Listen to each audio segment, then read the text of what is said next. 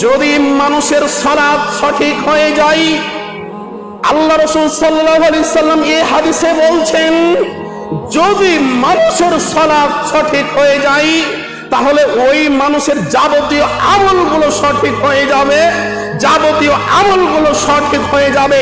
আবার এই হাদিসে আল্লাহ রাসূল বলছেন, যদি সালাত বাতিল হয়ে যায় তার জীবনের যতগুলো আমল আছে সমস্ত আমলগুলোকে আল্লাহ কেটে দাখিলান নার জাহান্নামে প্রবেশ করায় দেবে। গ্রহণযোগ্য হতে হবে কি?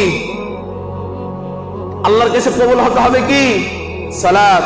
যদি সালাত আপনার কবুল হয়, যদি সালাত আপনার কবুল হয় তাহলে আপনার যাবতীয় সমস্ত আমল কবুল হয়ে যাবে। আর সালাত যদি আপনার কবুল না হয়েছে, সালাত যদি আপনি আদায় না করেছেন, আপনি মসজিদে যত টাকা দান করেন 1 টাকা কাজে আসবে না। আপনি মাদ্রাসাতে আপনি যত টাকা দান করেন 1 টাকা কাজে আসবে না। আপনি যতই হজ করেন একটা হজ আপনার কবুল হবে না। আপনি ফকিরকে যত দান করবেন একটা কবুল হবে না। রমাদান মাসের সিয়াম ফরজ না নফল? ফরজ।